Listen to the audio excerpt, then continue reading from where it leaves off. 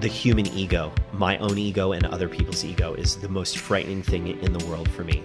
Is, can I get out of my own way and go, it's not that big of a deal, or it's cool, or this person didn't like you, or you're gonna be wrong. And that's, for me, it's the ego. I think the human ego has like bothered me for as long as I knew the world wasn't perfect, you know?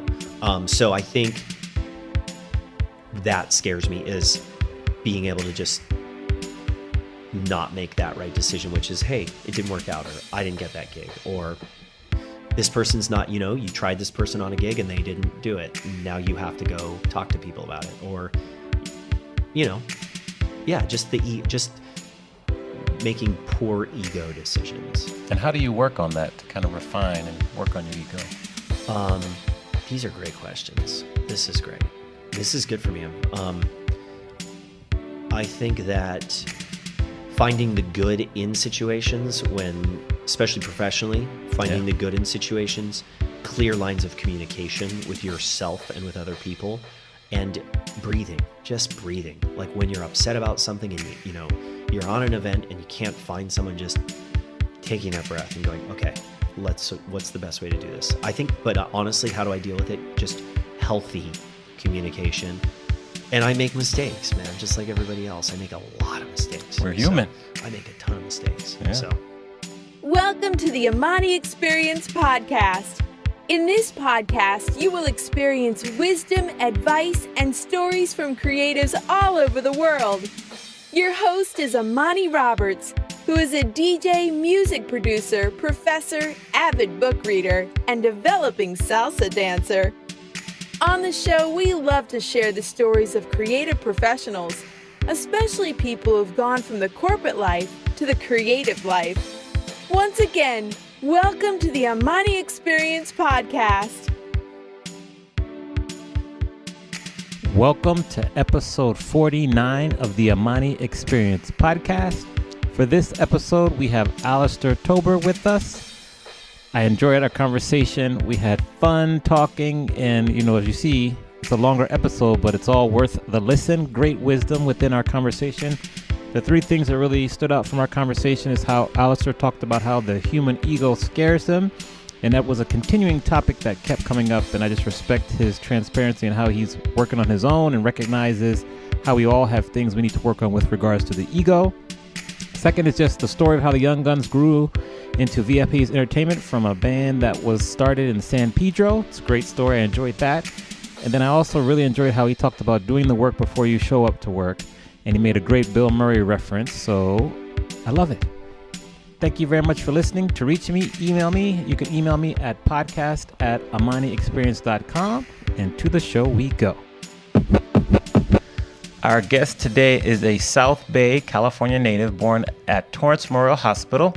He grew up in San Pedro and attended the Hamilton High School Academy of Music and the British American Dramatic Academy before attending USC on a jazz singing scholarship.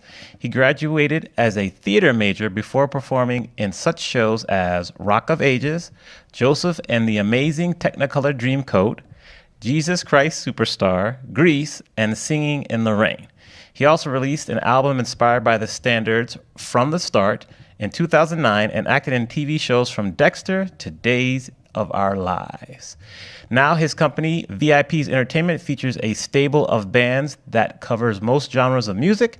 In addition to his cornerstone bands, the Young Guns and the VIPs, in which he still performs, there is Studio 54, a disco band, Members Only Yacht Club, which performs soft rock from the 70s and 80s, Come Fly With Me, a tribute to jazz, swing, and big band music, Bayside High, love it, a look back at 90s music from Britney Spears to the Backstreet Boys, as well as British Invasion and Motown acts, and also newly a Hall & Oates band as well. Yes. I'd like to welcome Alistair Tober to the Amani Experience Podcast. wow, you got to come everywhere with me. Just like, hi, how many for dinner? Hold on a second, talk to this guy. Oh, okay. Here's the Frank Sinatra booth. There you go. Yeah. I could be your hype man. I like that you added Hall & Oates at the end. Oh, yeah. See, Yes. I got you. Is that even in? Was that No. even in your? See, you know. Yeah. Thank you. I appreciate it. You're welcome. Well, we're excited to have you here. I've been looking for this interview for a while, so I'm excited to hear about the wisdom you have to share with us and just lessons and talk. And you'll hear us talk, the listeners about a couple events we've done in the past, which were very fun and exciting. So Yes. let's get to it. If you were going to summarize yourself in 30 seconds or less, how would you summarize Alistair? Great question. I would summarize Alistair as someone who loves to hear the word no and uses that as a fire to motivate. And I think that I think that I would say that's kind of my number one. It's not like, oh, I want a challenge. It's, I love a challenge. I love to be creative. And I look for the reward in the creativity and the process of that. Good answer. Yeah. When did you, if you think back, when was your first time singing ever? If I think back, it's pretty simple. I got my start singing in church choir in San Pedro at First Presbyterian, and I had no interest in doing anything like that. But my sister went the week before to choir practice and came home with a bunch of candy. And so I was like, okay, I'll go and check out this. I want to see the lute. And then I went to one practice, and the choir teacher pulled my mom aside at the end and said, "Did you know that your son can sing?" And I didn't even know this story at the time, and my mom just thought it was a joke, and to get people to stay, and because they needed boys, and this teacher said, "No, this is like he has pitch. I don't understand why." So I don't either, actually. So But you've been blessed, and you're using your tools you. and your gifts. So Thank you. Well done. Yeah. Let's go back to when you were 14 years old. Okay. In this film called Fish Out of Water. Oh, you did your And- research. And I happened to witness this trailer, and I said, I recognize that face. This young guy driving his bicycle with the backpack on, the baggy clothes. Yeah. How did that come to be? Oh man, I'm impressed and embarrassed, and I was sort of junior high, early parts of high school. I was auditioning for shows, and my mom honestly was driving me, and that was honestly like I'll never forget how amazing she was for doing that. But so I was auditioning, and back then there was a thing called Dramalog. This was a publication. It was like a 30-page audition publication, which had like LA, New York, non-union Broadway, all the different sort of like, theatrical mediums. And you could basically you would mail a hard copy headshot and resume. So that was wow. If I was 14, that would have been 94 when I filmed that. So right before the summer, I think between 8th and 9th grade, I submitted, obviously, or my mom mailed the manila folder. I submitted, I auditioned, and I got the part. And it was basically my whole summer filming this indie film on location in LA with this crew and like some serious like real actors, because I was 14, I'd never done a feature before. So that was the first film I ever did, was like the lead role in this film about a kid who moves from New Jersey to East LA. And I mean, we were on location like in Echo Park and like on the LA River, and I felt like a kid from New Jersey in East LA. It was, but that was like the school of hard knocks for me. I mean, it was 100-degree weather every day, and it was not glorious. It was not glamorous. It was an indie film. So for me, that was my first taste of like true, like grinding showbiz. And so it's funny because I thought, oh, this is what it's going to be like. And then you come to find out, wow, there's air conditioning and catering. Like we had catering, but it wasn't like, Right. catering. Like, yeah. So there you go. That's Fish Out of Water. And, I don't think it ever got released. It was just an indie film that a director named Joaquin Perea, really talented guy, did right out of film school. And it's sitting somewhere. I'm sure people have seen it, but Right. I mean, it's something I'll be able to laugh about when I'm 39. Okay. We'll be sure to share the trailer, which I found in the show notes. So love that. You also have known to have a perfect British and English accent. How did you come to have that? That's perfect is perfect. Yeah. Well, so I grew up in an international household. My sister and I were the first Americans in our family ever, from trace the line as far as you want. My mom and dad, my dad's from Sydney, Australia. My mom's from Glasgow, Scotland, but she grew up in Hong Kong. So Scottish, English, Irish, kind of whatever, living in Hong Kong, probably were raised with more of a proper British accent. So my mom moved back to London. after school. I think she went to school in Glasgow University, then moved to London to work for a company called Marks and Sparks, or Marks and Spencer, as most people would know it. Met my dad in London, and they married, and they moved to first Baltimore in like the late 70s, and then to LA, to Marina Del Rey. Back in like, they were like, owned the boat, did the whole deal. Like, and it wasn't back then. I mean, I think people just kind of like, it was the 80s. Everyone wore short shorts and had Ray-Bans. It was cool. My dad was in the shipping industry. So, but I'm getting off topic. Sorry. British accent. So that comes from my parents, and literally just making fun of them growing up. And my cousins and I just making fun of our parents gave me kind of the ticket to that. Yeah. Brilliant. Yeah. So you went to Hamilton High School. I did. The music academy. So Esteem High School an hour drive from San Pedro. Again, I got to go back to my mom on this one. She, before I could drive, was taking me every day. She worked in LA. She worked in like mid Wilshire. So we would drive from San Pedro, and she would take me to Hamilton, and it was cool. It was like, it wasn't like Fame where you audition to get in, and there's all these like cutthroat dancers like doing spins in the hallway, and everybody's like, like, it wasn't like that. Right. People didn't sing at the drinking fountain, like, but it was a typical high school, LA Unified High School with a magnet program, which means, as far as I remember, they were allocated additional funds for performing arts, and then you had like a 7th period. But then once you're in the school, you audition for programs, so that was kind of neat. Good. And it was, again, like, I thought that's what high school performing arts was supposed to be like. I mean, the shows we did 42nd Street my sophomore year, and it sold out to the point where I think they actually gave the students money because they made money. Right.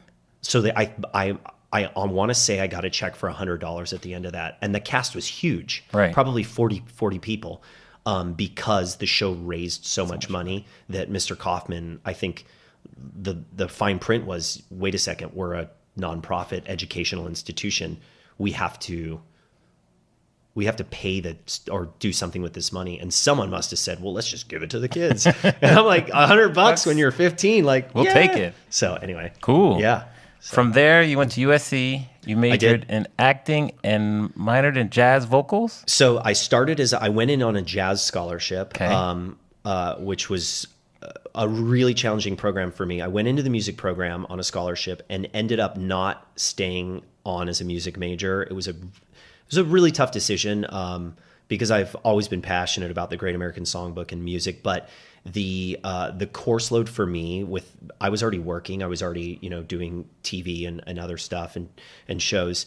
I just couldn't do it. I couldn't balance that with a social life as well. Mm-hmm. I'll be perfectly honest with you. I was in a fraternity and I did all that. And well, party time. It was really hard to get up at 8 a.m. and go to class. So I actually switched my major to theater. And part of the reason I wanted to do that also was I wanted to study abroad. I wanted to go to London. And you talked a little bit in the bio about British American Dramatic Academy. So I wanted to go to London, and part of that was being in the right program at USC in order to go abroad for a semester. So I switched my major to theater, and I found my people at USC in the theater program. I just felt like that was my culture. Those are my people. And I really, most of my friends like from the Scholastic program that I have today are definitely from the theater program or from my fraternity that I was in at USC. But mostly I would say from the theater program, because you just, you're kind of in the trenches. You're like, if you're not moving sets and doing lights, you're on stage, and that's kind of, you kind of learn to do it all. So, but it was tough, man. I mean, the USC music program was so prestigious, and it was such a blessing, and to be there and to get that scholarship, and I was able to keep the scholarship, which was nice.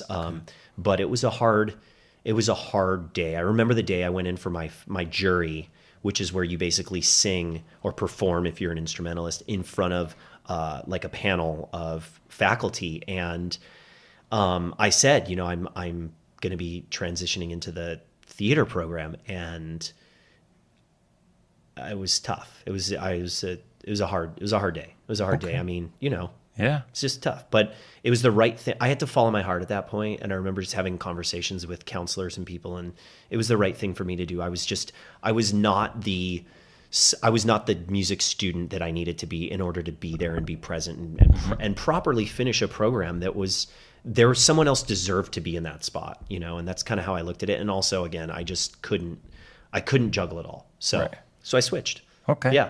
You switched. Yeah. When did acting in Dexter, American Dreams, Passions, Days of Our Lives, where you played a young father? I did. And the partnership, how did that come to be? So, I mean, the acting really goes back further. It goes back to kind of like middle school when I was in drama at Dodson Middle School. And there was a great teacher. Again, I think part of my journey has just been luck of, first of all, parents supporting me. Secondly, has been the luck of educators that were just in the right place for me at the right time. So I had a teacher in junior high called Marcia Barity, and I think she's at Narbonne now. I used to keep up with her, but she was the theater program teacher at Dodson, and so that's when I kind of got bit with the whole acting thing, and I started auditioning and doing little parts here and there and indie things, and so then. After college, you know, I got representation, got an agent, and that's a process in itself. I mean, anybody who's trying to do the acting thing, right? Get ready for no more than yes. Get ready for getting another job and get ready for the fact that if this is not what you love more than anything in your life, go do something else. And I say that like with respect and admiration for the people that have gone through the process and failed or shifted or gone to some other, you know, career. But I think that auditioning and juggling like a part-time job with trying to be an actor and being an actor or an actress or any sort of creative it's almost impossible to find absolute success just doing that one thing. It's nearly impossible. So the acting thing for me was really like, okay, I'm graduated. I did a ton of theater and traveled a bunch doing musical theater because I could sing. So I had that little up on a lot of people. And so I had an agent, and sorry, I hit your windscreen. You're very professional here, by the way. Windscreens, like mic stands. This is legit, man. Of course. Yeah. So just for anyone out there listening, you're imagining where we're sitting right now. It is absolutely luxurious. We'll put a picture on Instagram stories. Okay. No worries. Okay. So I had an agent and I was auditioning, and the Dexter role was a big deal. Like it was season 2, I think, and the show had not really hit yet, but I got the audition, and it was a scene as like an undercover kind of detective who basically it was a cop who arrests another cop on the show.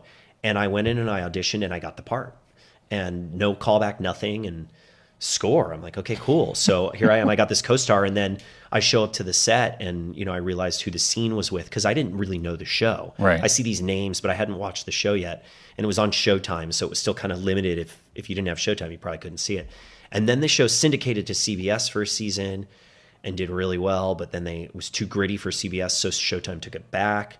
Something like that. But then I didn't know the show was going to be as successful as it was. So I still, I get like friends of mine that are like, dude, I just watched Dexter with my wife and kids. Like, these are people I haven't talked to in like 20 years. I'm like, cool. They're like, you were on it. I'm like, I know.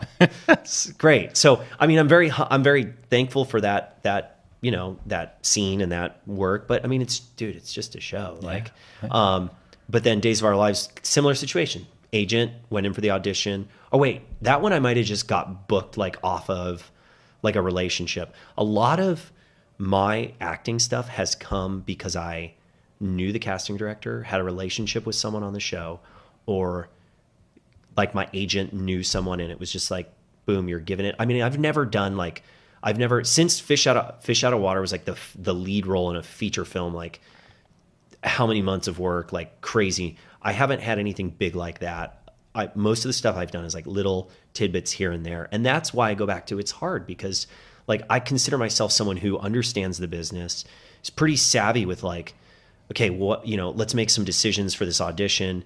And I think like there are just a lot of good people doing that business. And so a lot of what I got was either lucky or just maybe I knew someone, or I had gone in for a casting director 50 times and they're like, you don't even need to audition. This part's yours. I'll just put you up for it. So Good. yeah. So right. my TV career is not, that's it. It was just kind of like, I want to do this. I did like extra work, man. I mean, I did extra work. Like that's what you do when you're in your 20s and you have no money and you're living downtown and you're like, that's what you do. Like, so I did that. And I don't know. I just think anyone who's really trying to do this, like there's no right path. True. Like you could read all the books in the world about like, how do I become an actor and make it? And the truth is you don't, you just meet the right people and find your way into the right situation. So, exactly. Yeah. What about, just keeping one more question with the TV thing, what about your experience on the reality show Bound by Ad? So that's a great question. And my experience with that was actually really bad. Oh, okay. Yeah. So that was an audition I went to. That's actually probably the last thing I did, what did I just do? I did Angie Tribeca, I think, after that. Okay. Which came from a casting director who knows me, and I put myself on tape on my phone, sent it to her, and got the part. So again, I think if I wasn't right for it, I wouldn't have got it. I think I put a good performance together, but the game has changed. Like you don't have to like drive an hour with a hard, anyway, sorry. It's just different. It's like it's a relationship business, man. It just is. It's probably like any other industry, you're going to hire a contractor, hopefully. Okay, so Bound by Ad was very strange. I thought I was auditioning for a sitcom. It turned out it was a competition reality sitcom situation. Let me break it down. They auditioned, basically they had a cast of 6 people, like Friends. It was supposed to be like the new version of Friends, a bunch of people living in a house in the Hollywood Hills. However, what we didn't know going into the audition was they were going to hire 3 or 4 casts, and they were basically going to film sizzle reels of all 4 casts doing the same scene, and then they were going to put those up online and let people vote to get buzz going about the show.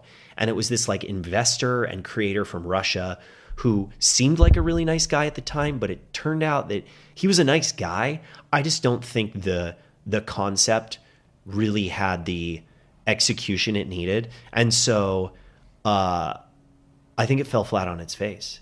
Yeah. So we filmed it, and actually the cast I did that with was like really good. They were all like, I was looking around going like, wow, these people are so good looking. Like, what am I doing here? Oh, stop it.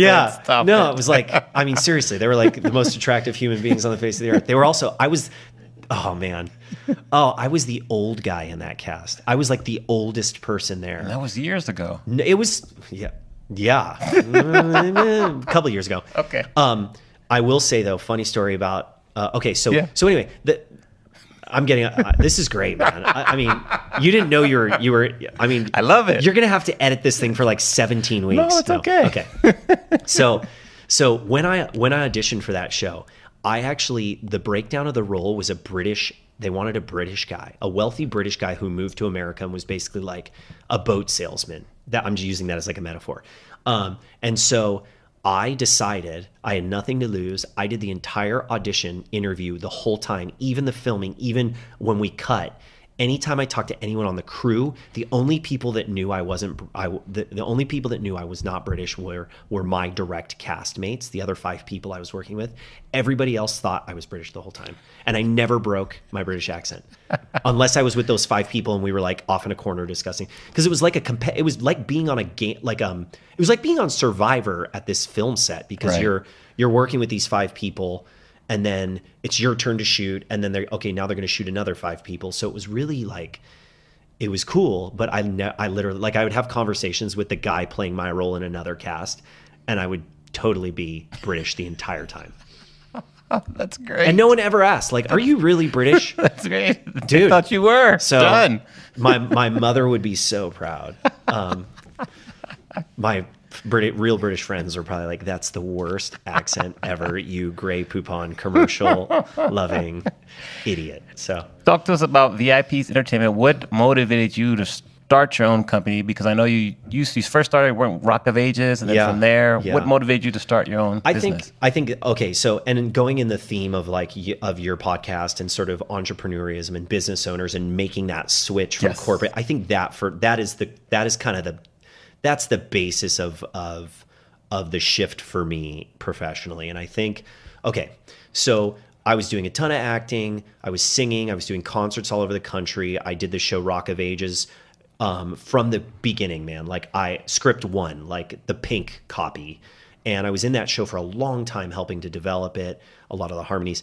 I decided, man, I'm kind of done doing theater because it's a lot of work and it's just not, it was time to kind of not really grow up, but it was time to really focus on, okay, how can I make a career? And so I came back to LA and I started a cover band. And I got invited to sing with this other cover band that was doing a New Year's Eve thing. It went really well. And two of the guys in that band, Joe and Johnny, were the guitar player and drummer. They're like, dude, we should start our own cover band with you. And Joe, who was a police officer full time, was like, let's call it the Young Guns. We loved the 80s. We loved kind of the cowboy. We loved that movie. He's kind of a maverick kind of guy as in general. And so we started a band called the Young Guns.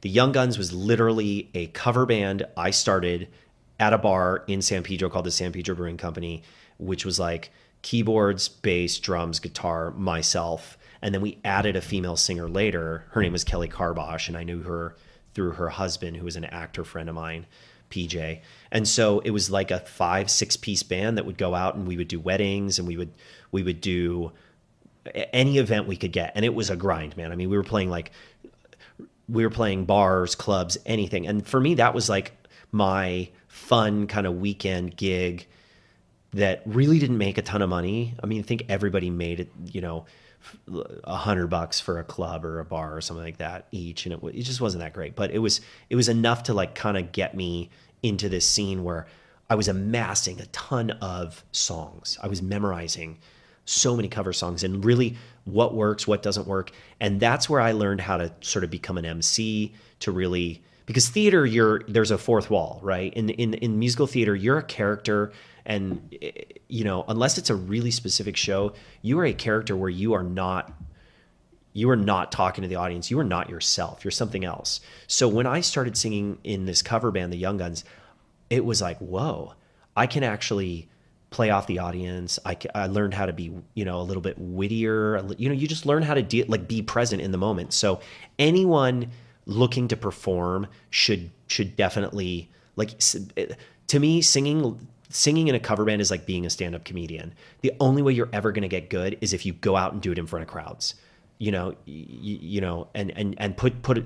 I'm a big fan of like, get rid of the music stand, get rid of the lyric sheets, and just be present. If you don't know the lyrics to something, just go for it. Just people, trust me, other people know it out there, right? Yes. I mean, you know that. Yes. So the Young Guns is what I started first. That was a cover band. Then I got the opportunity to start subbing for another really popular 80s band called the Spasmatics. And the owner of that company had basically taken the 80s group, and he had basically, I don't know if syndicate is the right word, but he had basically taken the concept and done it, and he now built it in other cities around the US. And I think there's like 13 or 14 Spasmatics around the country now, which is so cool. Such a great idea. So I started subbing in with them and getting like really good gigs. And then he offered me the opportunity to move. He's like, hey, you're great. You should be the lead singer, not the sub. Will you move to San Francisco? And I was just like, no, my life is here in LA. I want to be here. So I turned that down. And the truth is, like, I was getting all these weddings with the Spasmatics, and all these clients were like, we want you. How do we get Alistair? And the owner of that company was like, I can't give you the lead role in this because there's a guy that's been there forever. And I said, all right, I respect that. So that's when I decided the Young Guns needed to be something very specific, and it needed to be something that I could be proud of and sell to clients and go out and just try and do and make more money. So I scaled it down to an 80s band. And I said, the Young Guns is now the ultimate 80s band. And I put it, into bars and clubs around the South Bay in LA, and just used all my friends and contacts to start getting shows. And so eventually Kelly, the female singer, she moved to New York. She ended up, she does a ton of Broadway, and she was Orange is the New Black. And she had a career to go take care of. So singing in a cover band was not like her thing at the time. So then it was down to a 4-piece: bass, drums, guitar, myself. The drummer we replaced him because we needed someone that was more full-time. He was a police officer full-time, so he needed to go. So we brought in a professional drummer, full-time guy. The guitar player who was brothers with the drummer was like, I think I'm going to go full-time as well with a job, and I think you should probably get someone else. So I brought in another guitar player, kept the same bass player, and just that was the Young Guns. It was going really well. And then we booked a wedding, and someone said, hey, can you guys not wear the 80s attire and wear suits? And I said, actually, we have a band called VIP, the VIPs. Total lie. Made it up on the spot. Nice. Yeah, well, I guess it's a lie, but it's kind of like, there was an opportunity to right there. I'm like, boom, this is a business now. Yeah. Now I see what I can do with this. We call it a new truth. A new truth. Oh, okay. I'll check with my wife. My wife would not go with that, Amani. New truth. Yeah. Okay. A new truth was born into the world gloriously called the VIPs. Anyhow. So then now we had 2 bands. So I could start selling 2 bands. And then it was like, oh, if one band was busy, I could get other guys and gals to do the second band. So I just started scaling the VIPs band to a 6-piece, 7-piece, 8-piece, 9-piece, depending on. Then I lucked into a wedding with a big planner. We were booked by the client. The planner loved us and was like, you're my band now. And so then the VIPs was getting some traction in the wedding business.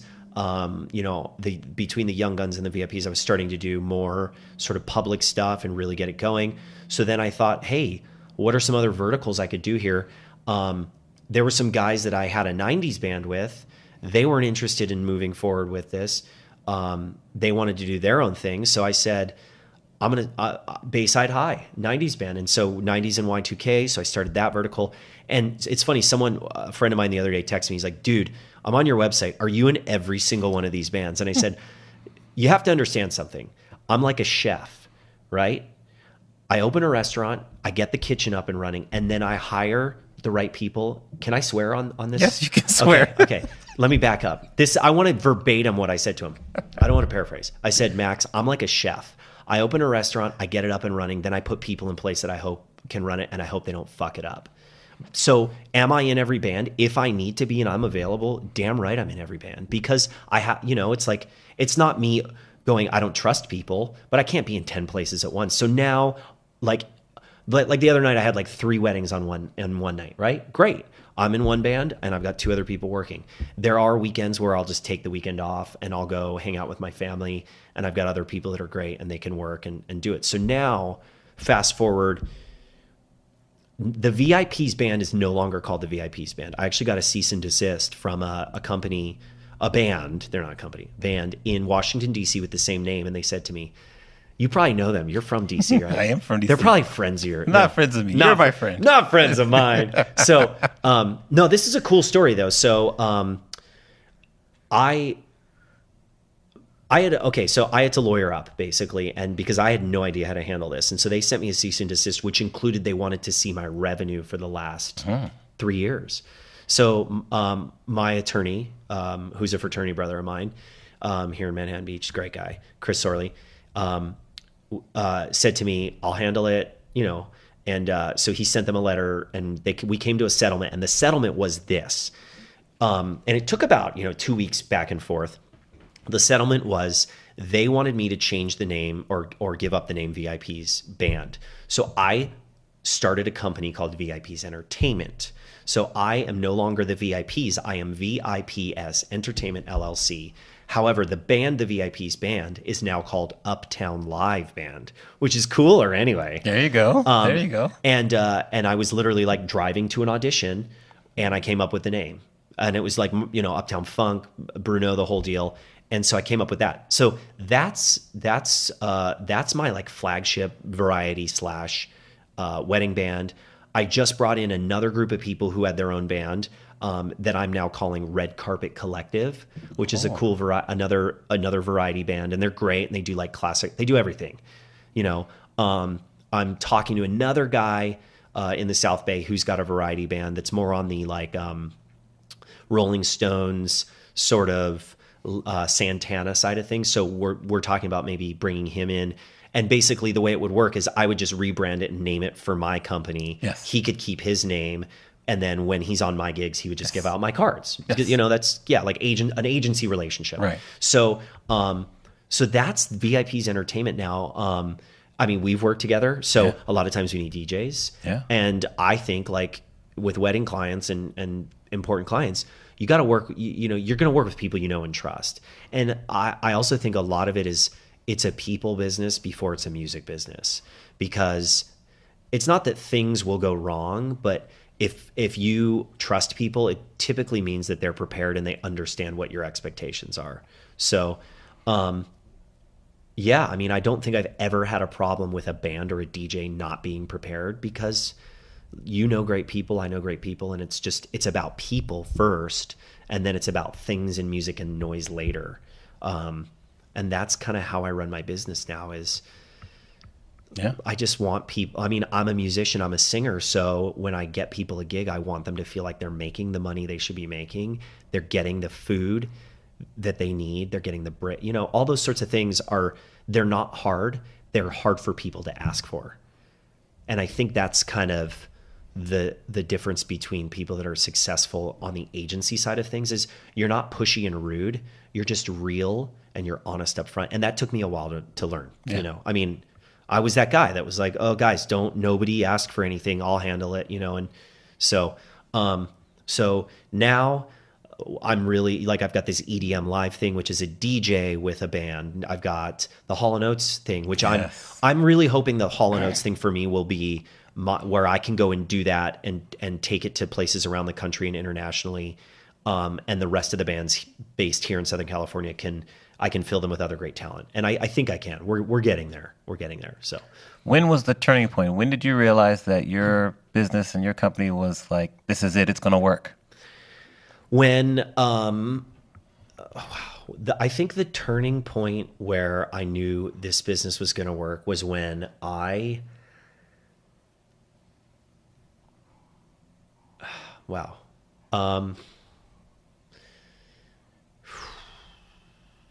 think I knew that it was going to work when I had to part ways with two of the people that were in the Young Guns with me. So I had formed the LLC. I had offered these two guys, bass player and guitar player, the opportunity to stay on. And I said, I'm forming an agency. I want you to be a part of it. I'll offer you a percentage. And they wanted equal shares. And that to me was, these guys know that this is going to be successful, and they don't think that they don't want to put in the work that I'm willing to put in, and they want as much of the outcome as I want. So again, I consulted my attorney. That's when it was probably the hardest few months of my life professionally, was having to let two people know your services are no longer needed.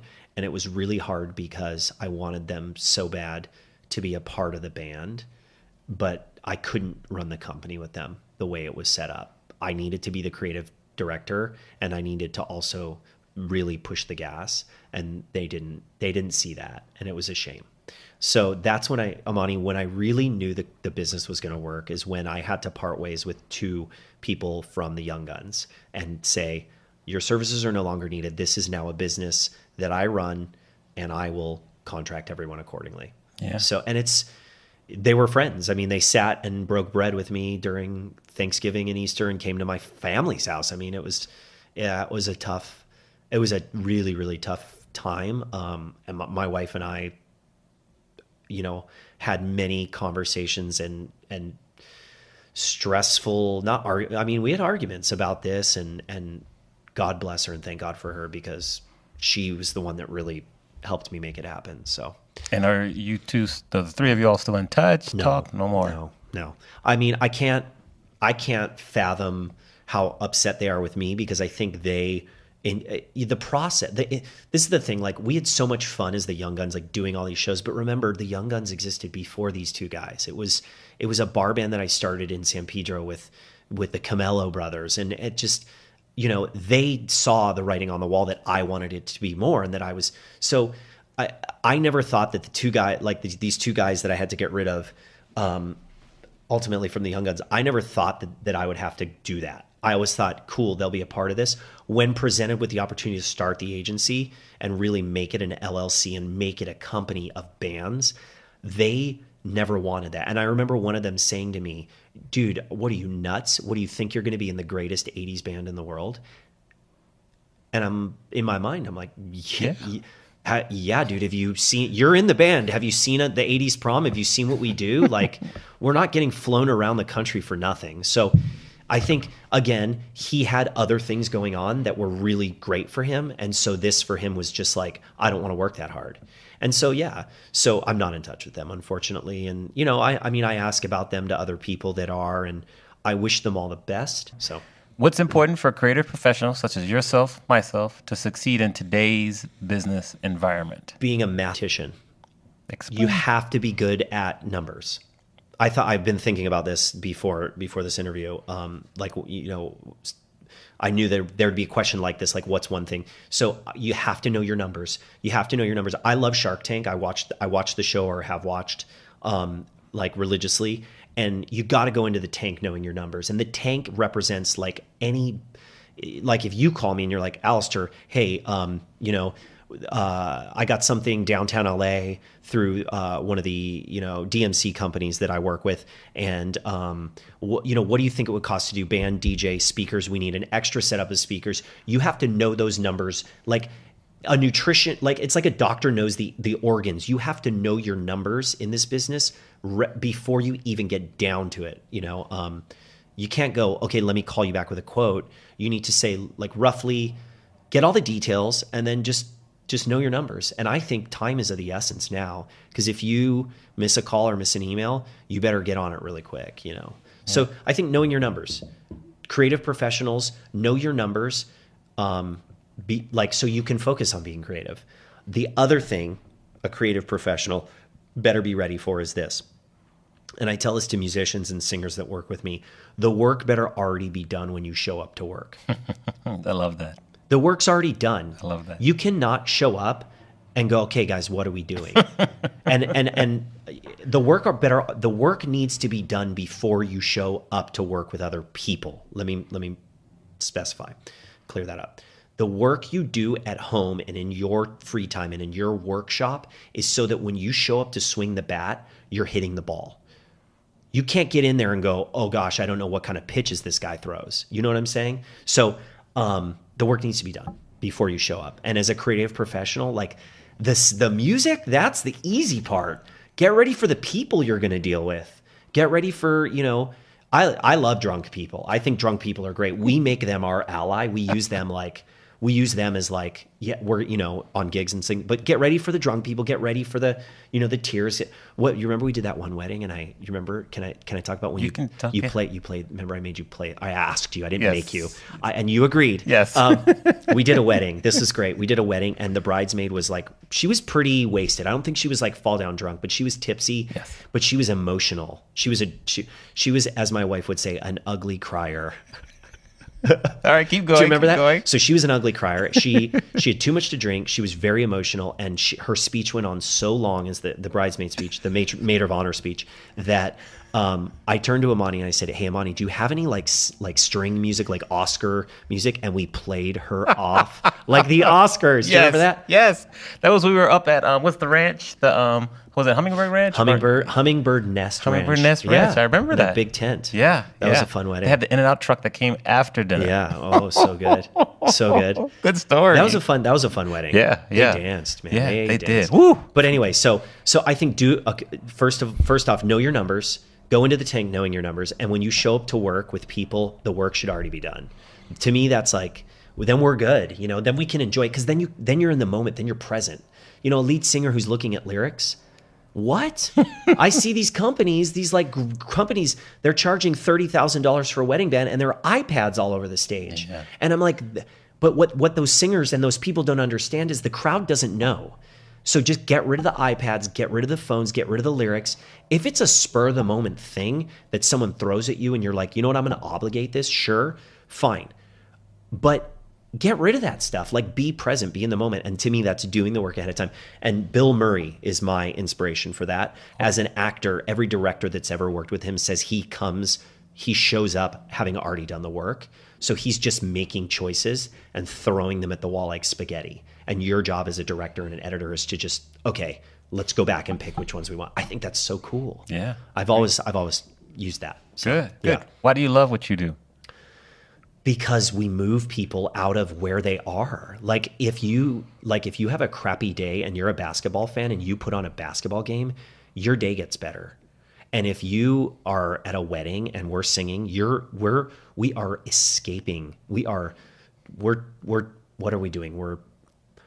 We are beaming people up, man.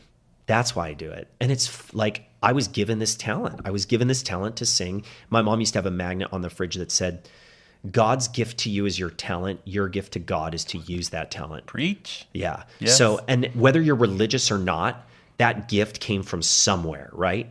So your job is to some people spend their whole life identifying that talent, and that's tough. But once you've identified it, use it and give it back to people. So for me, like, will I ever stop singing? Probably not. I'll probably sing till my kids and my grandkids are annoyed. Like, stop singing. Gosh, who's the guy with the glass of red wine in the corner? Like, oh, that guy? Yeah. So watching soccer.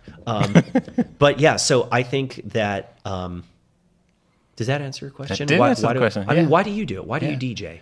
I love to share music with people, see how they react and get their emotions and just share music and speak to them through the music. I had no idea. Yeah, I had no idea. Like I remember doing my first wedding and I was so nervous, and it was like a friend of a friend that hired us, and I had no idea what a wedding could do to people. And it's so much fun. But I mean, again, like a corporate event or like a concert, I mean, it's just a chance for people to be nostalgic and to just get somewhere else for a second or a minute or a song. It's really cool, man. You know, I mean, I've had people come up to me and say, like, I remember I was doing like a performing arts center somewhere doing the Three Crooners, that songbook thing. And someone said, like, you don't understand, like, that's when you sang One for My Baby, that song got me through my divorce when I literally thought I was going to like end my life. And to me, like, that person, I think that we're in LA. That's not thunder. No thunder. It's sunny outside. Someone outside. I mean, like moments like that, like someone coming up to me after a show and saying, One for My Baby is a song that, can I just share a story with you? I'm like, okay, sure. Yeah. That song got me through a rough divorce when I thought my life was over and I was literally going to end my own life. And I listened to music and it, I mean, it saved my life. And to me, like, that is like, I don't have that power. Right. Someone somewhere figured out music was a form of communication. It was probably like tribal, right? And went, whoa, these drums have power. That's really cool. That's like really cool, you know? And so, that's about as philosophical as I hope to get today. All right. No, I'm kidding. We'll take all. But yeah, I mean, we move people, man. We do. We move them from point A to point B. Yeah. So. And on the flip side, what is something that scares you? The human ego, my own ego and other people's ego, is the most frightening thing in the world for me. Is, can I get out of my own way and go, it's not that big of a deal, or it's cool, or this person didn't like you, or you're gonna be wrong. And that's, for me, it's the ego. I think the human ego has like bothered me for as long as I knew the world wasn't perfect, you know? So I think that scares me, is being able to just not make that right decision, which is, hey, it didn't work out, or I didn't get that gig, or this person's not, you know, you tried this person on a gig and they didn't do it. Now you have to go talk to people about it, or, you know, yeah, just making poor ego decisions. And how do you work on that to kind of refine and work on your ego? These are great questions. This is great. This is good for me. I think that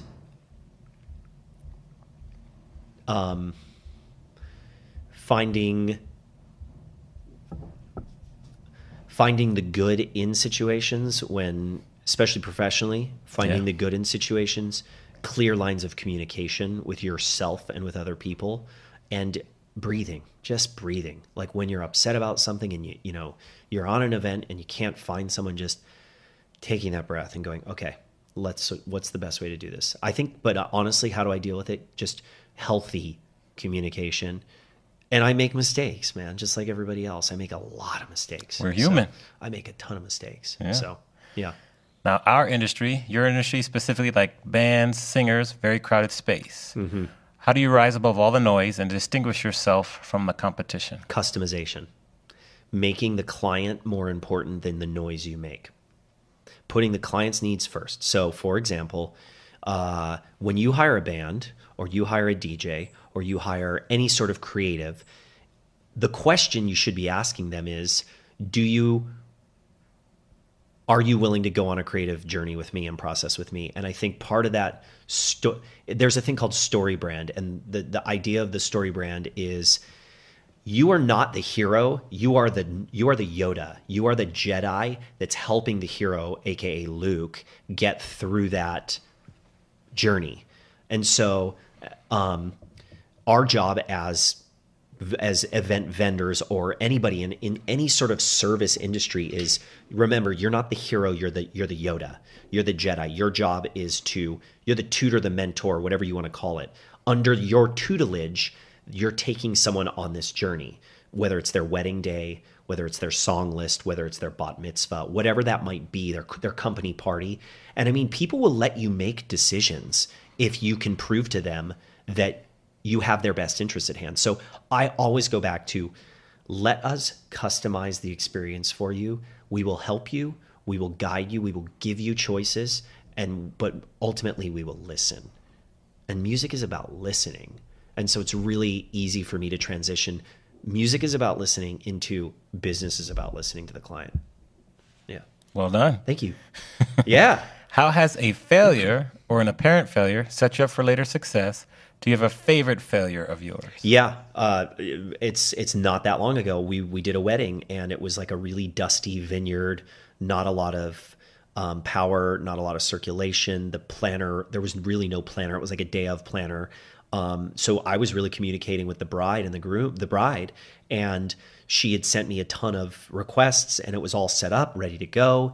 And some of her needs were not met. Specifically, there was like a song that she wanted the recording of that I had the band play live.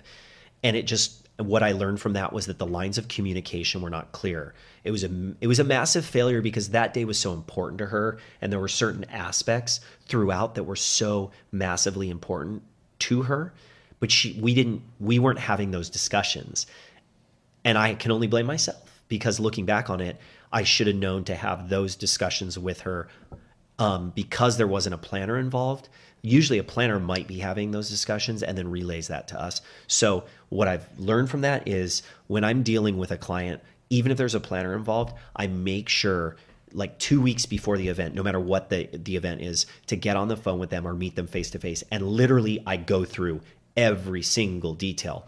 I know it's going to take a while, but I need your time on this because I want it to be exactly as you see it, because the way I see it might not be exactly. I want to make sure we're communicating. So out of that, and I ended up refunding them some money, which, it's money. Like, it's money, it's just money.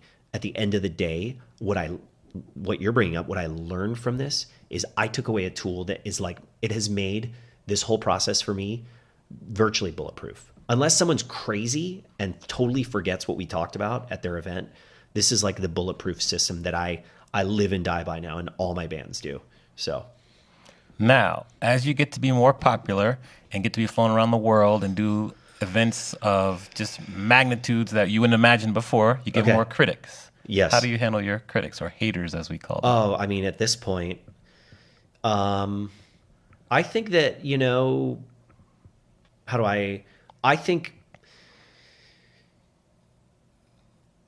I think you have to ignore the bad press. I think you just have to. I think it's,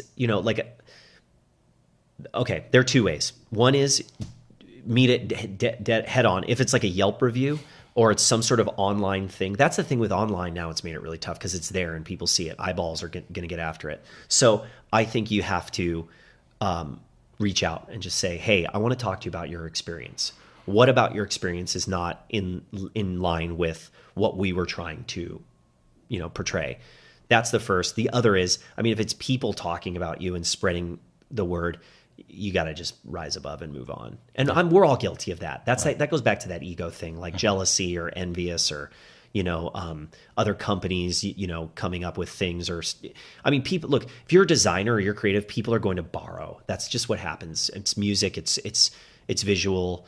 I'm sure event designers that are really, really good with like details of design are seeing their work borrowed or done. So yeah, if it's online, I've had stuff on, like, someone put something up on the Knot one time. I'm like, this wedding isn't, like, it was like fake. So I just reached out to them. I'm like, what is this? This hasn't even happened yet. Like, look at the date you put. And clearly it was like somebody trying to hate.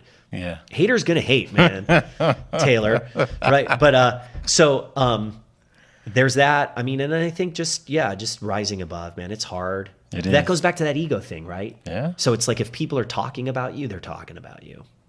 So, yeah. All right. Yeah. Yeah. Good answer. How do you rise above the haters? I struggle with it. Just maybe like listen to it. Maybe there's something I can learn from it. Maybe, they do have a point, listen to it, try to 24 hours and then move on. Yeah. And see if there's anything to learn from it and then just keep it moving. Because otherwise you'll be inside your head. You go down a rabbit hole you can't get out of. Yeah, I like that. Learn something. See if there's something you can learn from it. Yeah, because maybe there is. Maybe there's a perspective there on things you're not seeing. Yeah. Yeah. Interesting. But then keep it moving. I think just, again, if you're a kind person in general, it's going to be really hard for people to say bad things about you or what you're doing. They're going to spin it however they want.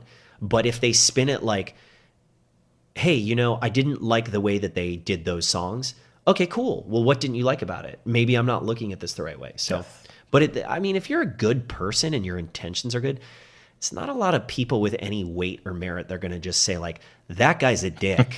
You know what I'm saying? Like, anyway. Yeah. So tell us about the darkest time in your life, how you got through that, and what did you learn from that experience? Wow. Great question. I would say the darkest time in my life is when my parents split up and we're kind of going through kind of a heated separation, which, was a divorce. And for me, the hardest part about it was not my mom and dad are splitting up. It was, how am I going to handle the fact that the world isn't perfect? So now here I have this dad who's not living here, this mom who's upset, this dad who's upset, my older sister who's upset, I'm upset. The world is not perfect. And at that point it's frustrating and I wanted to like punch the world.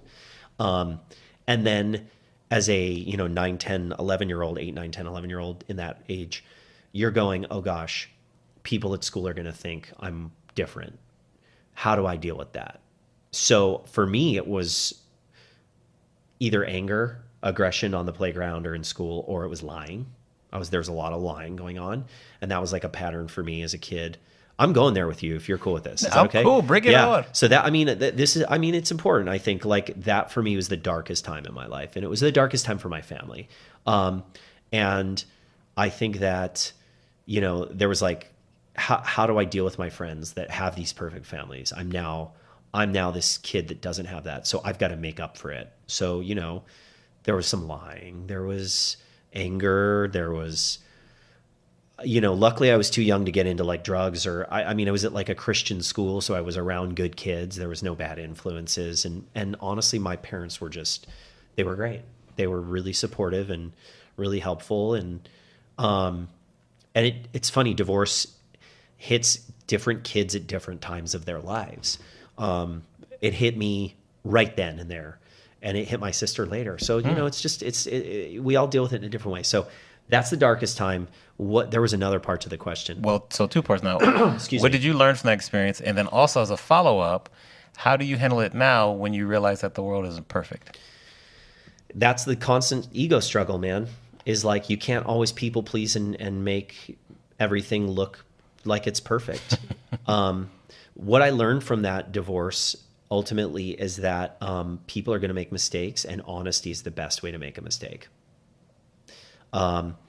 And what I struggle with now still is that ego play of be vulnerable, live in your truths, live in your reality. If you cannot do something, work really hard to do it, but in the meantime, be okay with the fact that people know that, you know what, you're not absolutely 100% ready to do that. Or live with the fact that, you know what, I don't have that resource for you. I don't have people that do spins on Rubik's Cubes in diamond costumes, but I think this would be a good resource for you. It's okay to let the gig go. That's how I apply it, to work. How I apply it to life is constantly like remembering, and I still struggle with this. I am married. I have 2 children, under the like 3.5 and almost 2, boy and a girl. And my world now needs to be about making sure that they are proud of me more than they are in awe of me. And I think that when you can figure out a way, and I deal with it. I'm dealing with it every day of my life, is being real with my wife, being honest with her, trying not to do too much. So, hey, what time do you need to leave to go to that event? I need to leave at noon. And then at 1 o'clock or at 10 a.m. that morning, I'm like, hey, babe, I actually need to leave at 10. She's like, well, you said you were going to leave at noon. I needed those 2 hours. So setting good expectations, like clear expectations, being real, being honest. And that it's that ego thing, man. It's that I can't do everything. So does that help? Oh, yeah, definitely. Yeah, man. This is great. This is good for me. I'm like,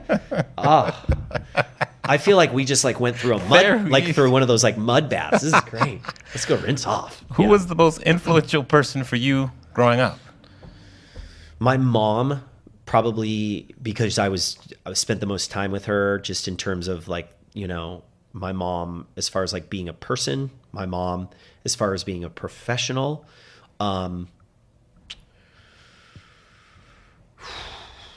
That's tough. I mean, I always considered myself like the biggest musical influence, Frank Sinatra. Oh, 100%. Did you know that about me? No, I loved it. Tell me more. Oh yeah. So Sinatra's my like number one. Like when I got into USC, it was as like a jazz singer. Right. And it was like, wow, this kid's like Sinatra. That's what I was doing. I was, I've written, arranged, recorded, doing that whole thing. And ultimately I will go back to that. Like I'm going to do that when the time is right. So Frank Sinatra has been, and for a long time, the number one musical influence on me, from a just great singer, but then figured out that telling stories was the most important thing. And the music was important, but we good? Yeah. Keep going. Okay, cool. I just want to make sure. So yeah, Frank Sinatra, like learning how to tell a story is the most important thing in that whole process. So yeah. Now, when you were 21, were you here in LA or were you overseas in your year abroad? Dude, yeah, I was 9/11. I was in London. Okay. I was in London right when all that went down. I was 21. Okay. I was at BADA, British American Dramatic Academy, just for a semester. Okay. And then I came back to SC and graduated. All right. Yeah, wow. yeah. So we're going to go back and talk to 21-year-old Alistair. Okay. And we're going to give him some advice based on what you know now. Yes. What advice are you would give yourself? Get a business degree.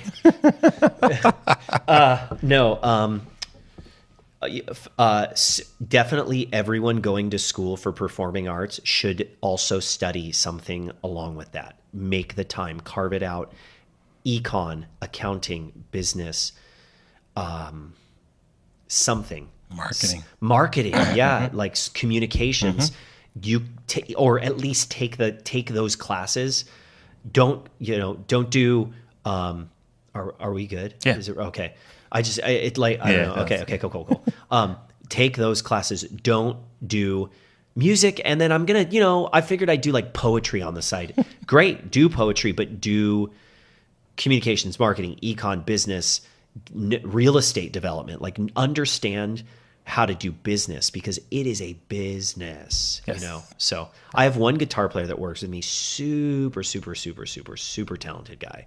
He's actually Oates in the Hall & Oates band with me. Cool. His name's Todd McCool. You know him. Yes. You've worked with We've Todd. tried, yes. So he is actually I believe he has a degree in like therapy, like psychology, which I think probably bodes really well when dealing with a bunch of crazy musicians. But yeah, I mean, here's a guy that he does that as well. He has a psychology profession that he can balance with his music. But I don't know how, because he's the busiest guitar player I've ever met. So have something else. 21-year-old Alistair, take other classes.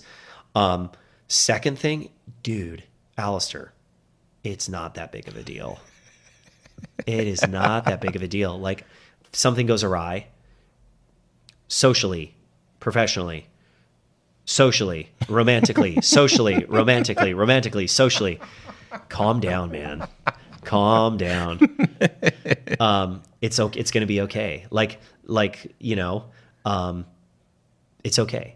And the third thing I would say is 21-year-old, carve yourself out as a leader now. Don't wait to be a leader when you're in your 30s. Do it now and be okay with that. You don't need to be mean and you don't need to be a dictator, but carve yourself out to lead doing what you do best now. Don't wait, and that will be, if it means you're going to be a boss, if it means you're going to start a company, it'll happen. Carve yourself out as a leader now. Because I think in my 20s, I was like, I have to be humble and I have to let other people that are professionals make decisions. And it probably cost me a lot of time and a lot of money. Excellent advice. Yeah. Excellent. What is the one lesson in life that took you the longest to learn?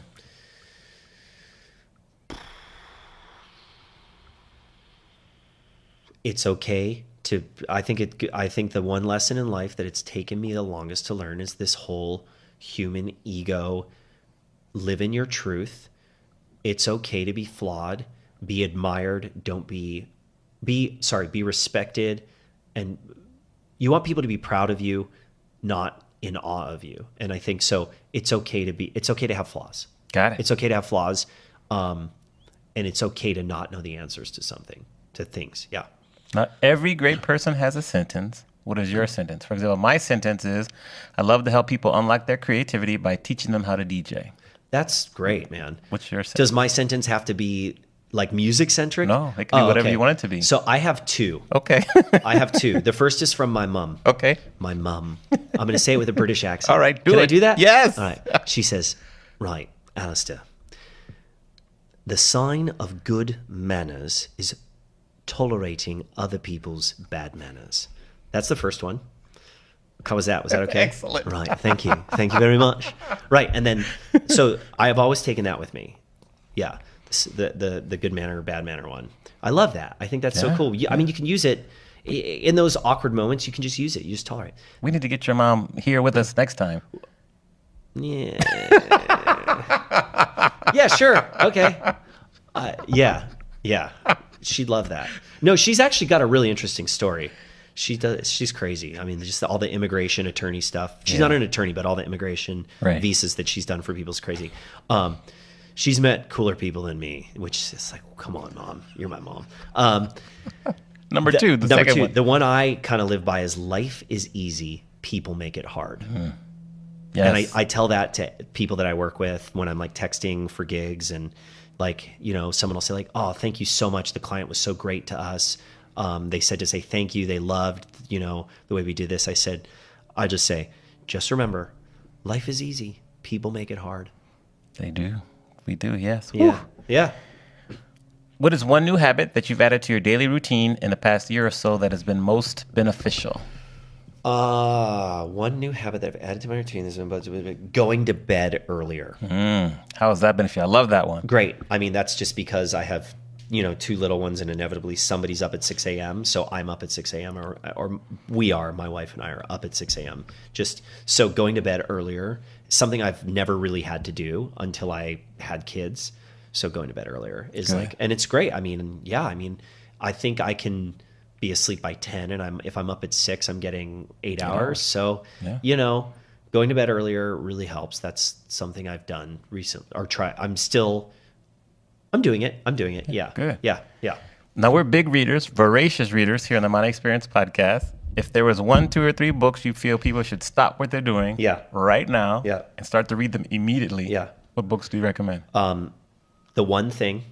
Okay. Gary Keller. Do you know that one? So. I will look it up. But that's great. And it's good for people like me that have all these things going on and all these ideas, and like I dip my foot in real estate, and I still want to act and sing and do all that, and but the VIP's entertainment is like full time for me. The one thing is really good at sort of saying, recognize, do what you do well, and everything else will kind of work itself out around that. You'll attract. So the one thing, Gary Keller, I think that's what it is. And then, wow, look at my phone is blowing up, Amani. Is this live? It's live. It must be live. Look at all this business that's coming in. No, I'm kidding. And then the other one that I'm reading, which is really cool, this was recommended, King, Warrior, Magician, Lover. Ooh. And it's by Doug Gillette and Robert. There are two authors. Let me see. I just want to make sure I say both of their names, because that would be rude if I didn't remember both of them. Doug Gillette and Robert L. Moore. Okay. And it's great. Now, it's very specific, though. It's the archetypes of the mature masculine. So the nature of the book is really about, like, I don't know if it applies to females, but men, we go through these stages. So this book, what it starts with, what it opens with, I'm only about, I think, 3 chapters in, is in most cultures outside of Western civilization, there is a ceremony of transition from boy to man. Mm-hmm. And that could be like sending you out into the rainforest, and you basically have to survive being eaten by ants. And you come, and of course the village knows you're not going to get eaten by ants, but you think you're going to get eaten by ants. Mm-hmm. And so then you come back a man. And then essentially with that comes the accountability now. Okay, now you recognize mommy's no longer in charge, daddy's no longer in charge. You have to now hunt, do.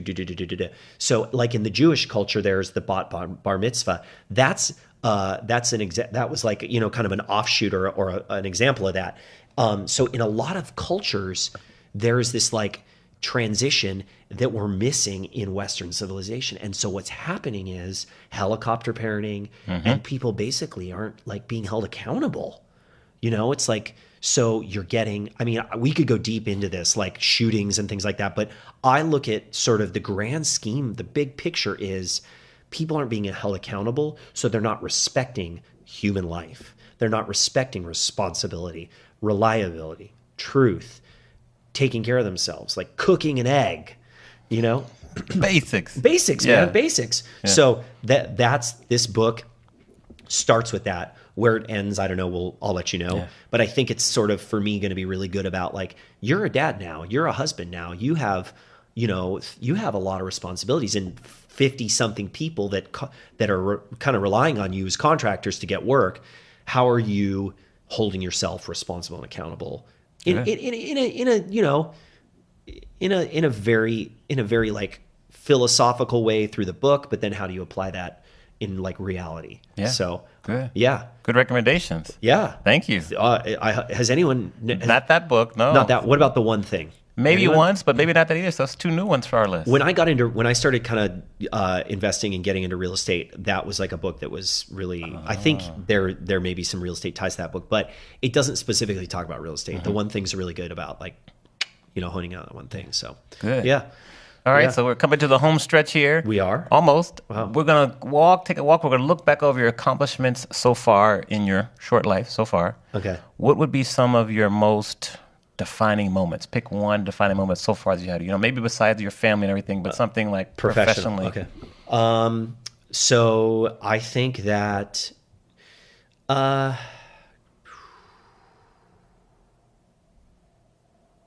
man, it's so hard to not like say like things that were, notable, like, oh, because everybody would know that, or, right. Or that's popular. I would say honestly, like doing, I've had the opportunity to play some really cool venues. We do this thing called the 80s prom with the Young Guns, which is like a standing gig we do every year at the Fonda, and it sells out. And so for me, like when we did that in front of 2,000 or 1,800 people, to me that was like, okay, this band has made it. And then that same band does a big Houston rodeo party which is a lot of the same kind of energy.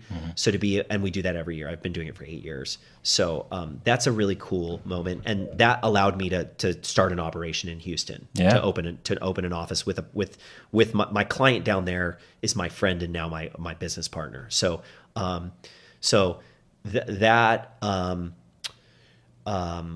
getting a scholarship to USC was a huge deal, man. I mean, I didn't realize it at the time, but my dad was like, "You just got into USC. Like, do you know how great that is?" So that was cool. I used to do this thing. I was like a kind of a kid / young adult chorus member with the LA Opera, and so I got to perform with some really cool people like Placido Domingo. That was kind of neat. Yeah. I was like in a scene with him on stage. I didn't actually get to sing to him, but I was in the scene. Like, I think I was like a servant. I'm like, yeah, no problem. What are you saying in Italian? or Spanish? I have no idea. Let me go get that for you. So we'll count it. But yeah, so those are some big ones. Getting this company, VIP's Entertainment, to a place where like wedding planners and event planners are calling me that's a defining moment. Yes. Like getting nominated for California Wedding Day, like best of, like all these years. The awards are cool. That's a great moment, but the nominations are coming from your group, from your peers, your vendor group. So for me, that's like, people want to work with me. That's cool. That's been really neat. That's been really neat. Cool. I don't know. I'm kind of having a blank moment. I'll bet you there are cool moments I totally forgot. Like, but you listed some cool ones, so it's well done. And I think like, I don't know. I mean, I get really cool calls from people that are having these awesome events. We're doing Fleet Week. We're doing at the USS Iowa. We're doing Fleet Week this year. To me, that's really cool. Yeah. Like, so stuff like that. All right. We're gonna head to the baseball stadium. We're gonna call you up to bat. Okay. What song's playing for you as you're walking up to bat? Up to bat?